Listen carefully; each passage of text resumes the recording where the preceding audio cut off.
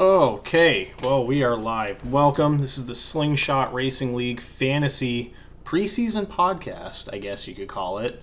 I'm here with Austin. I'm Patrick. I drive the number 9 Cup car and truck car for Slingshot Racing. And I'm Austin. I drive the 45 Cup car, and I don't drive the truck at all. I just drive the Cup car Tuesdays nights. So we'll jump right into it. I'll take your quick thoughts on Duel 1 anyways. Yeah, Duel 1. Not quite how I expected. I knew one of them was going to be a little more laid back, and the other one was going to be tough. But I expected the first one to be a little bit more tough, more pushy. But really great job by the Fords. Their strategy they played out, and all around great job by them guys. The Chevys, I thought were going to catch them on them closing laps, but the Fords were able to push away. I feel like it was just a repeat of last year. We saw the Fords kind of stay out longer on the pit cycle, take the lead, and then just kind of drive away from the Chevys, and then the Toyotas weren't really anywhere to be found again through these dual races. I mean, Bubba got up there towards the end, but I think he was really the only one. Yeah, I think it was Bubba, and was Tyler Reddick his pusher? Some other Toyota, I can't remember. But there was like a car in between them, right? That kind of separated the two coming to that checkered flag. Have a feeling that if both of them Toyotas lined up, they probably could have had at least one take the win there. That was really close on that end. Yeah, I definitely think so too. Something to iron out for those guys heading into the 500 this weekend, and then we come into Duel 2, which kind of was a little bit of a mess. It wasn't too bad, but again, it was the same issues as last year. The Chevys just have a really hard time pushing each other. Yeah, that pointed nose.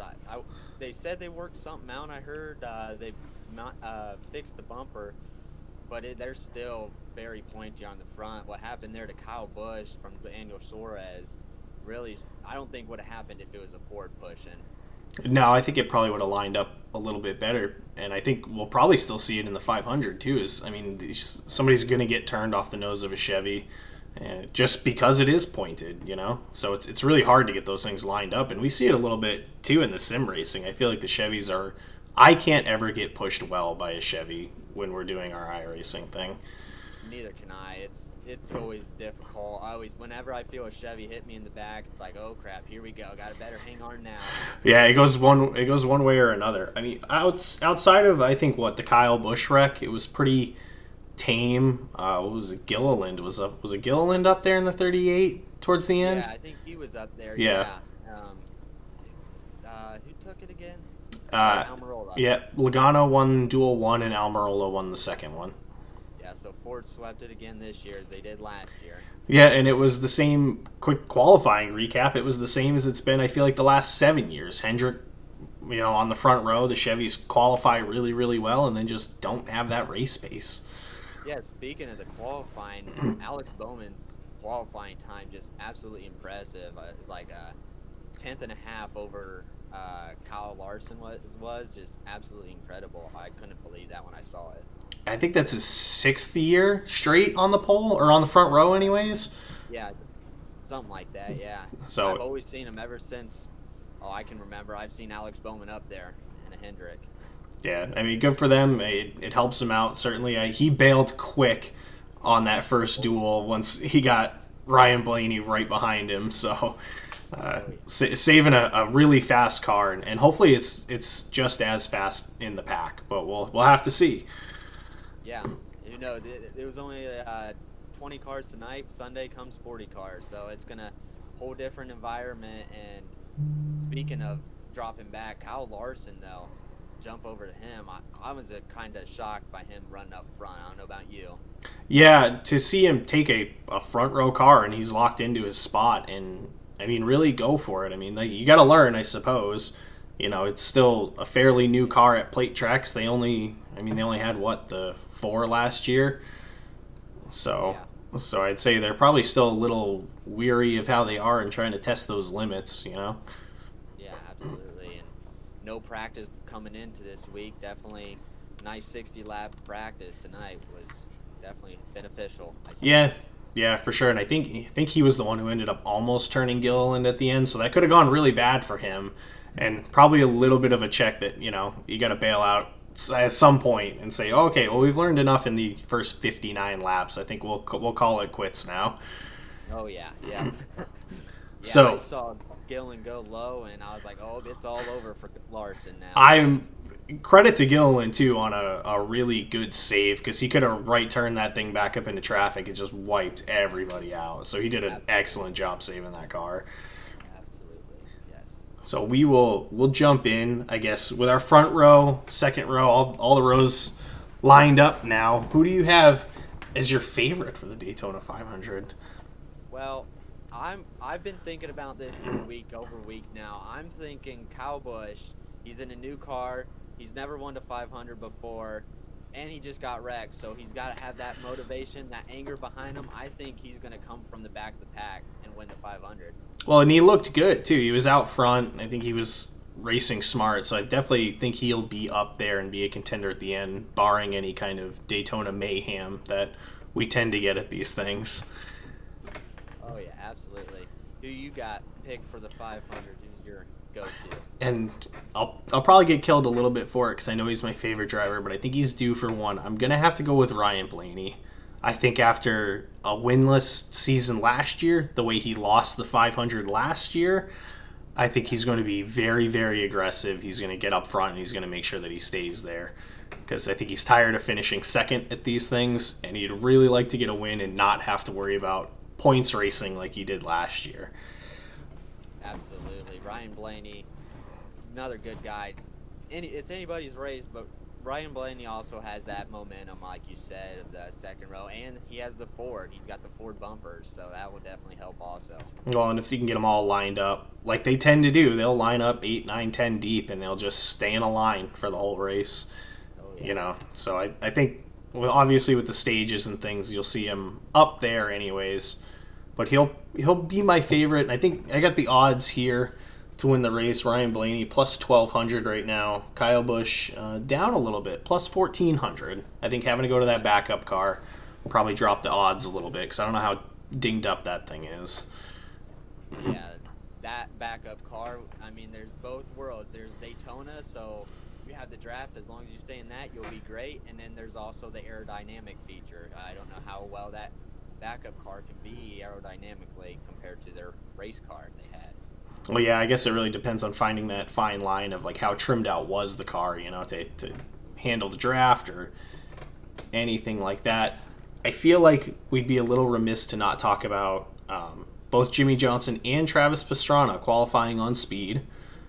I think Jimmy was in the back most of the dual race. I didn't really see him up there. Oh. Yeah, I don't think he made it up too far. If I was Jimmy Johnson, I think that's how he was doing it. I think he was just getting used to the car.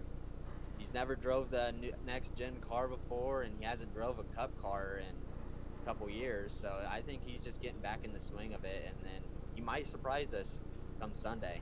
Well, he's one of those guys where it seemed like at the end of all these plate races, year after year, he was up front too.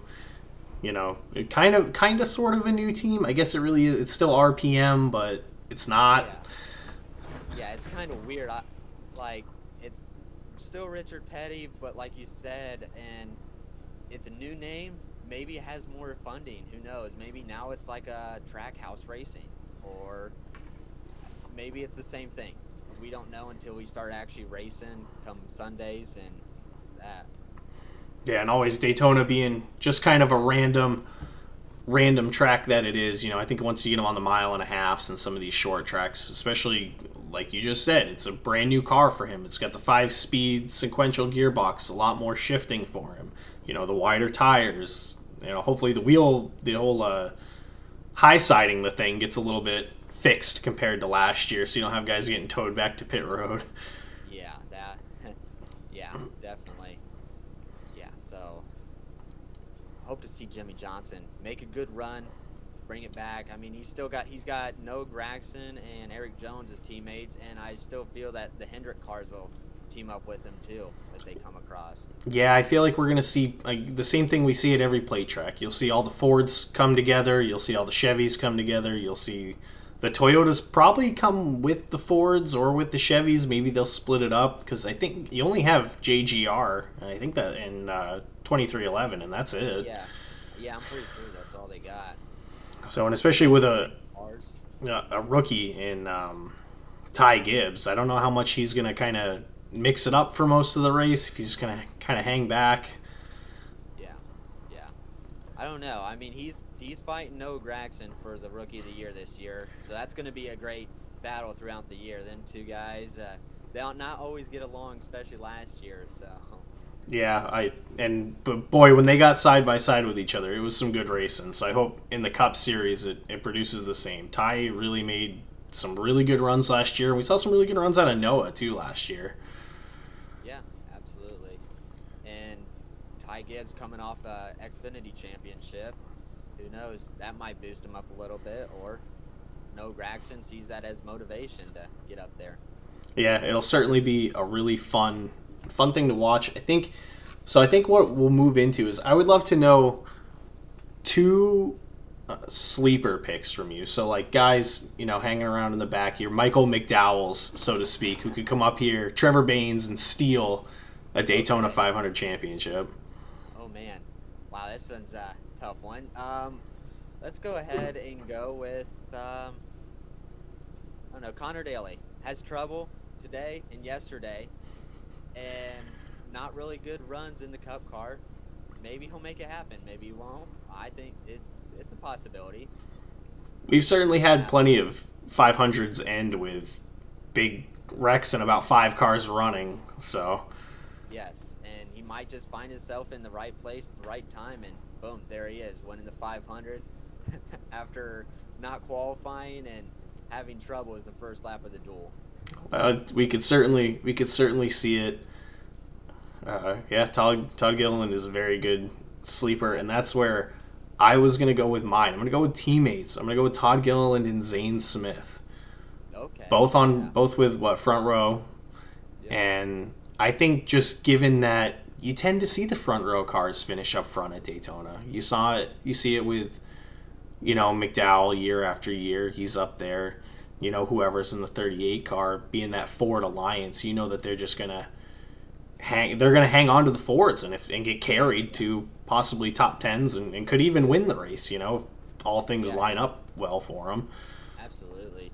I could see Todd Gillen, especially with that save, like they said.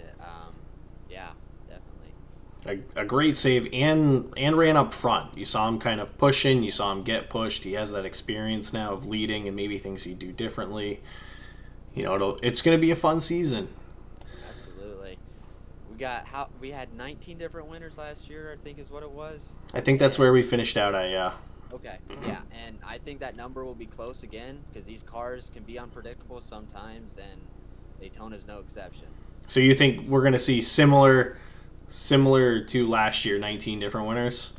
Yeah, I think so. I think we're going to have maybe not quite 19, maybe a little bit less since we've had a year on the next gen, but I still think it's going to be high up there. It's not just going to be the same guy over and over like it was in 2020 with Kevin Harvick and Denny Hamlin.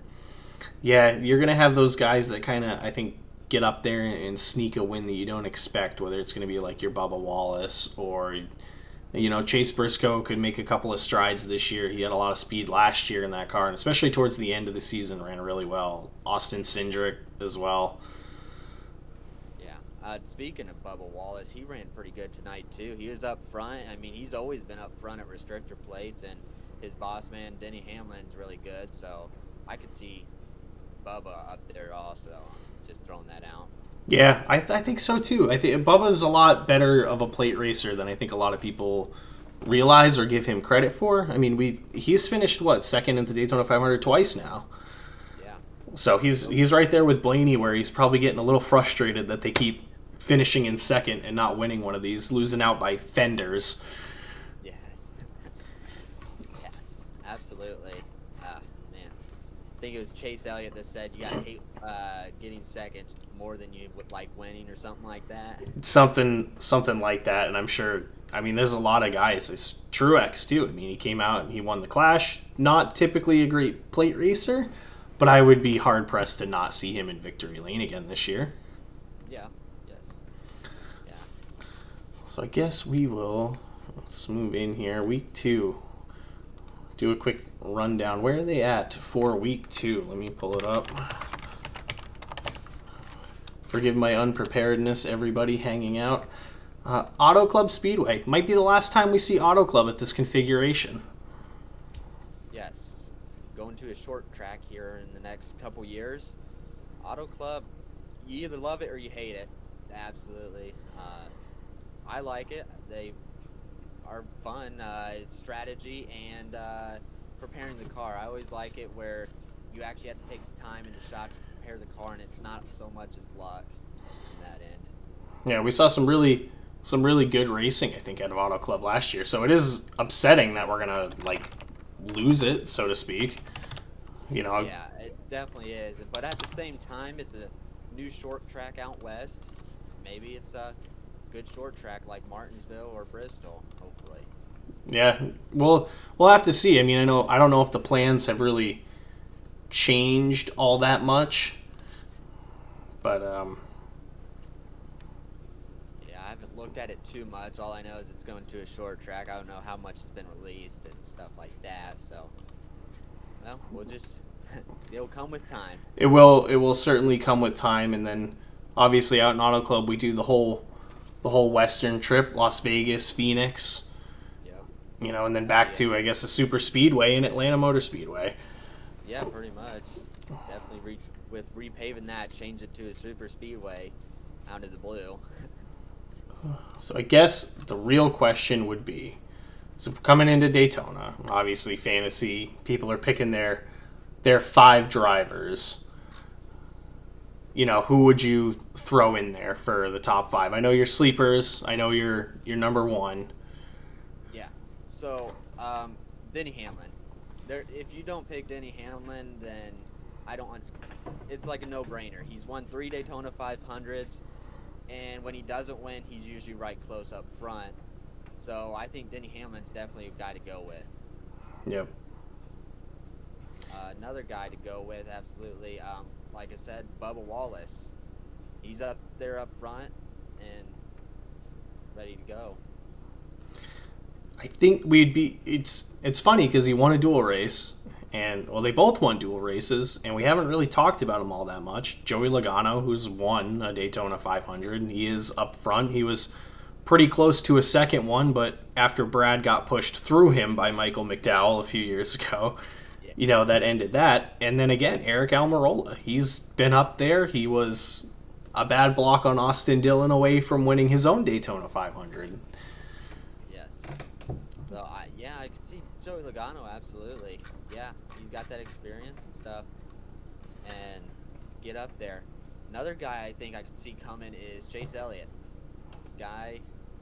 He's in a Chevy. You don't see him too much up front at the 500, but it could be his year this year again. Well, he's got wins at Atlanta. It's on the new configuration. Ran well there last year. Picked up that win. He's won at Talladega. So, he can get it done at the play tracks. Yeah, absolutely. I would say, so we'll just kind of run down, I guess, here. We got Kyle Larson, plus 1,400. Again, typically not a great plate racer. Usually in trouble, has problems. I'd probably stay away from Kyle Larson this week. Yeah, I could agree, absolutely. Kyle Larson, like we saw in the dual race, he didn't really back out, so that could be a good thing, but at the same time, I think he's just going to find himself in a position where he's just going to get wrecked. Yeah. So what would be your number 1 stay away from this week? I'm not going to pick this driver. He's going to end up wadded up in the back somewhere. I think I'm going to have to go with, I think Alex Bowman. As much as I would hate to say it, but I think Alex Bowman's going to get wadded up. He has been the past few years. And other restrictor plate races, I think he'll just get wadded up, and that's the end of it.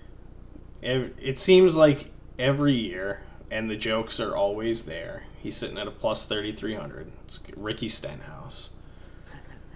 I know he's won Daytona before, but I've seen him a lot more hooked up to the trailer than I have finishing races at plate tracks. really aggressive. He'll be at the front at some point. It's just he crosses that line too much for me to say you should absolutely throw him on there this week.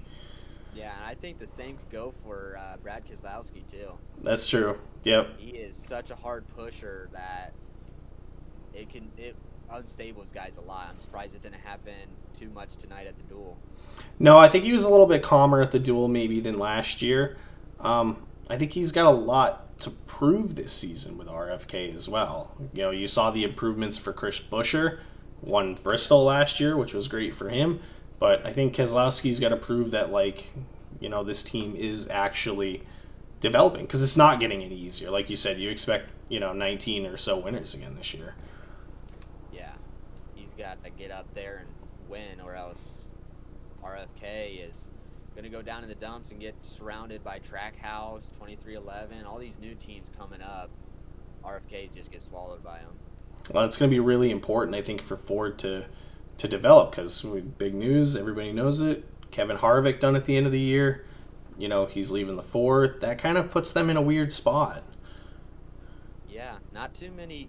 They still got like some good guys at like Logano and stuff, but losing Harvick definitely will put buffer and take a little chunk out of the plan, if you will. Well, especially for Stewart-Haas Racing as well. I mean, that is their guy. I would assume. I mean, I suppose it kind of falls on Chase Briscoe. Ryan Preece, we'll see what he can do this year. I think this is kind of his last shot in the Cup Series. He's in good equipment. We've seen it run up front. We've seen it win races. Can he do that? Yeah, I don't think so on much of Speedways. I think it'll be a short track. Is his only chance at getting up front to win, to be honest. He's got that modified background, so I could see like a New Hampshire. He's very familiar with New Hampshire. If there's anybody that knows how to get around that track, it's Ryan Preece. Your Absolutely. Martinsvilles, those flat tracks. Yeah. So. Bristol, probably not so much, but definitely them flat ones I can agree with on that one. Yeah, and so Chase Briscoe, like you said, is going to have to step it up because it does not look good for Stewart-Haas after Harvick leaves. They haven't been doing so well in the next gen, but as they did in the old gen, but I think they'll come around. Yeah, I mean, he got his first win last year. It was a great win. I mean, he went up there and he earned it. But this is kind of like that, hey, man, we need you to get 2 or 3 this season. I think Phoenix is a track he could get it done at again.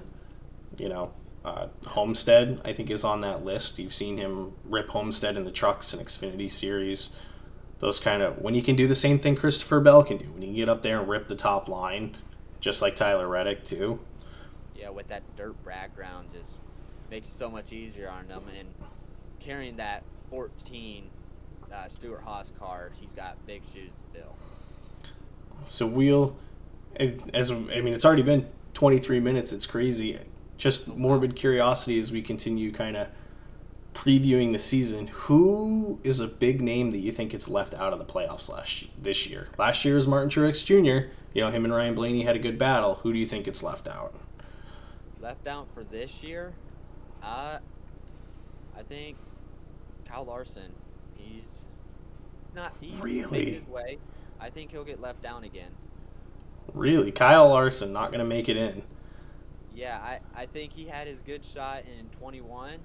Really great comeback. Absolutely phenomenal.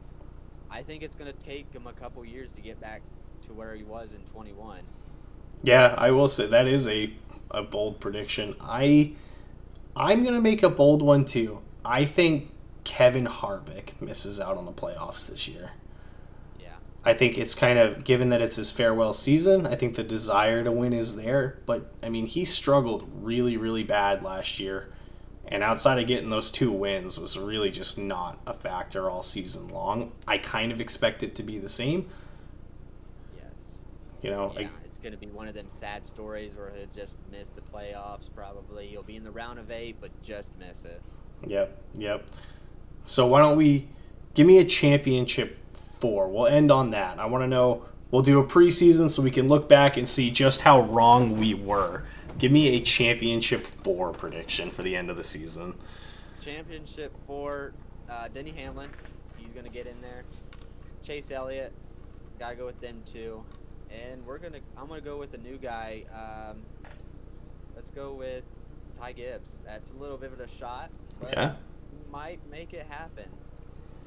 Might surprise us all. And then I'm gonna throw in. Let's just throw in a Ross Chastain again. Yeah, he could make it happen again. I mean, just the run that Bell had last year, I mean, really a non-factor throughout the playoffs, but every time his back was against the wall, he stepped up, won when he had to, and was really close to winning a championship. He had a lot of speed and just bad pit road, you know? Yeah. I'm going to share in your prediction with Denny Hamlin. I think he gets there again. I think he probably wins 3 to 4 races again this year. And I think it's hard to bet against the consistency of Chase Elliott.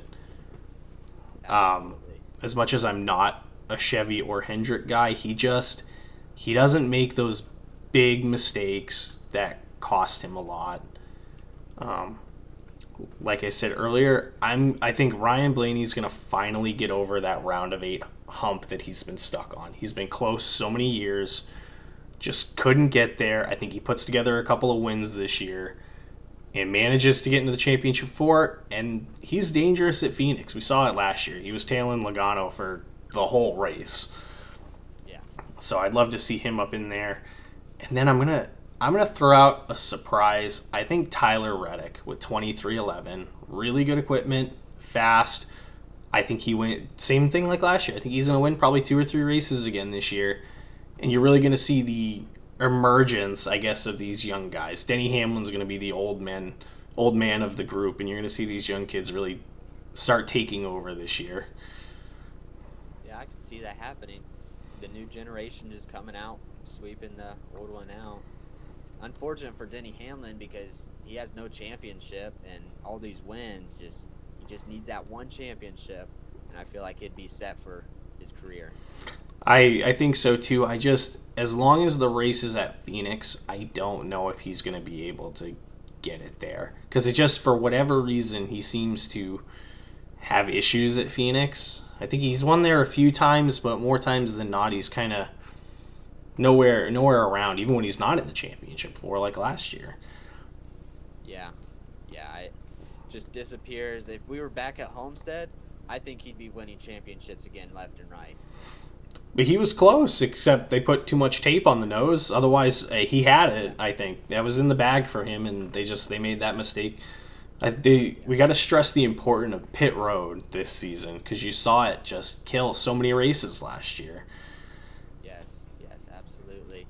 Pit road is dangerous as much as it is helpful at times. Yep. The tires are nice, but we'll see how many wheel lugs they can't get off those center locking hubs that they have. Oh, yeah. We'll see how many issues we have with loose wheels this year again. And hopefully they get that fixed, because I remember watching it last year, the first race, and I think it was within like 10 or 20 laps, 2 tires come off.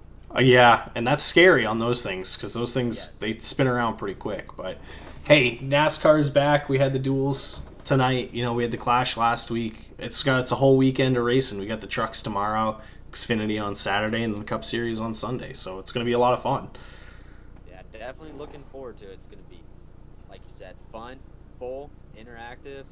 We're going to have some great pre-races, being the 75th year of NASCAR. Yeah, it's big. It's a huge milestone. I mean, I'm not sure about you, but as growing up in Alabama, I mean, it was racing. We're the Hart Allison country down there, and I've been a racing fan for 31 years. So, wow. I haven't even been alive for 31 years. Oh man, now you're making me feel old.